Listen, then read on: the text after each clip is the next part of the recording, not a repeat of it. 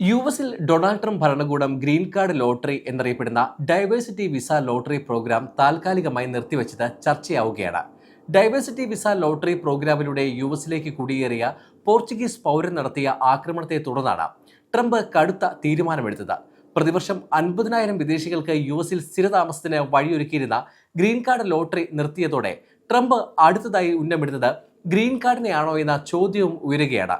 Trump ഭരണകൂടം green card programme എന്നേക്കുമായി അവസാനിപ്പിച്ചാൽ അത്ഭുതപ്പെടേണ്ടതില്ലെന്നാണ് മുൻ ഇമിഗ്രേഷൻ ഉദ്യോഗസ്ഥന്റെ പ്രതികരണം. ചില സംഭവങ്ങളുടെ പശ്ചാത്തലത്തിൽ ഇമിഗ്രേഷൻ പ്രോഗ്രാമുകൾ നിർത്തിവെക്കുന്ന രീതിയാണ് സർക്കാർ പിന്തുടരുന്നതെന്ന് യുഎസ് സിറ്റിസൺഷിപ്പ് ആൻഡ് ഇമിഗ്രേഷൻസിലെ മുൻ refugee and international operation chief of സ്റ്റാഫായ റിക്കി മുറെ ന്യൂസ് വീക്കിനോട് പറഞ്ഞു.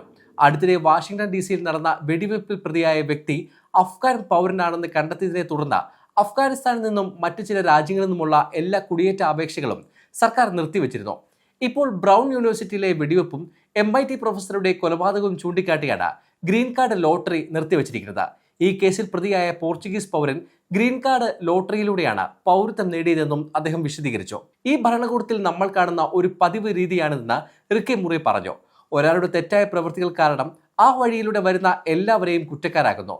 വ്യക്തിപരമായ യോഗ്യതകളോ സാഹചര്യങ്ങളോ പരിഗണിക്കാതെ എല്ലാവരെയും ഒരുമിച്ച് നിർത്താനും അവരുടെ കുടിയേറ്റ പ്രക്രിയ തടയാനും അവർ ഈ കാരണം ഉപയോഗിക്കുന്നുവെന്നും അദ്ദേഹം ചൂണ്ടിക്കാട്ടി.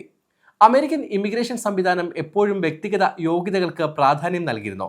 എന്നാൽ ഈ ഭരണകൂടം എല്ലാവരെയും ഒരുമിച്ച് കൂട്ടി ഒരാളുടെ തെറ്റ് കാരണം എല്ലാവരെയും വിലയിരുത്താൻ ശ്രമിക്കുകയാണെന്നും റിക്കി മുറെ കൂട്ടിച്ചേർത്തു. ഗ്രീൻ കാർഡും ഗ്രീൻ കാർഡ് ലോട്ടറിയും എന്താണെന്ന് നോക്കാം. യുഎസിൽ സ്ഥിരമായി താമസിക്കാനും ജോലി ചെയ്യാനും അനുവദിക്കുന്ന രേഖയാണ് ഗ്രീൻ കാർഡ് അല്ലെങ്കിൽ പെർമനന്റ് റെസിഡന്റ് കാർഡ്. കൂടുതലായും കുടുംബാധിഷ്ഠിത ഗ്രീൻ കാർഡിനെയാണ് എല്ലാവരെയും ആശ്രയിക്കുന്നത്. ഇതിനു പുറമെ തൊഴിൽ അധിഷ്ഠിത ഗ്രീൻ കാർഡും നിക്ഷേപാധിഷ്ഠിത ഗ്രീൻ കാർഡും യുഎസ് ഭരണകൂടം അനുവദിക്കുന്നു. എന്നാൽ യുഎസിലേക്ക് കുറഞ്ഞ കുടിയേറ്റമുള്ള രാജ്യങ്ങളിൽ നിന്നുള്ളവർക്ക് വേണ്ടിയാണ് ഗ്രീൻ കാർഡ് ലോട്ടറി എന്നറിയപ്പെടുന്ന ഡൈവേഴ്സിറ്റി വിസ ലോട്ടറി പ്രോഗ്രാം ആരംഭിച്ചത്. ഇത്തരം രാജ്യങ്ങളിൽ ഉള്ളവർക്ക് യുഎസിലേക്ക് കുടിയേറി സ്ഥിരതാമസത്തിന് യോഗ്യത നേടാൻ ഡൈവേഴ്സിറ്റി വിസ ലോട്ടറി പ്രോഗ്രാം സഹായിക്കുന്നു. ഓരോ വർഷവും 50,000 പേർക്ക് മാത്രമേ ഡൈവേഴ്സിറ്റി വിസ ലോട്ടറി പ്രോഗ്രാമിലൂടെ യുഎസിൽ സ്ഥിരതാമസം ലഭിക്കൂ. ഇന്ത്യ, പാകിസ്ഥാൻ, ചൈന, UK തുടങ്ങിയ ഉയർന്ന കുടിയേറ്റ നിരക്കുള്ള രാജ്യങ്ങൾക്ക് ഡൈവേഴ്സിറ്റി വിസ പ്രോഗ്രാം ബാധകമല്ല. അതേസമയം ഡൈവേഴ്സിറ്റി വിസ ലോട്ടറി പ്രോഗ്രാം നിർത്തിവെക്കാനുള്ള തീരുമാനത്തെ ഇന്ത്യൻ വംശജനായ ഇമിഗ്രേഷൻ അറ്റോർണി സൈറസ് മെഹ്ത അപലപിച്ചു. ഒരാളുടെ തെറ്റായ പ്രവൃത്തി കാരണം കോൺഗ്രസ് അംഗീകരിച്ചിട്ടുള്ള മുഴുവൻ ഡൈവേഴ്സിറ്റി വിസ പ്രോഗ്രാമും അടച്ചുപൂട്ടാൻ കഴിയില്ലെന്ന് അദ്ദേഹം പറഞ്ഞു.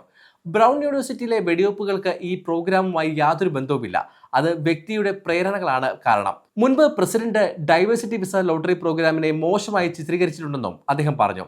കേസിൽ പ്രതിയായ വ്യക്തി പോർച്ചുഗലിൽ നിന്നുള്ളയാളാണ്. ഇത് ട്രംപ് നിന്ദിച്ച രാജ്യങ്ങളിലായി കണക്കാക്കാൻ കഴിയില്ല. ഈ ദൗർഭാഗ്യകരമായ കൊലപാതകങ്ങളെ തനിക്ക് ഇഷ്ടമില്ലാത്ത ഇമിഗ്രേഷൻ പരിപാടികൾ നിർത്തലാക്കാൻ ഒരു ഒഴിവ് കഴിവായി ഭരണകൂടം ഉപയോഗിക്കരുതെന്നും അദ്ദേഹം പറഞ്ഞു.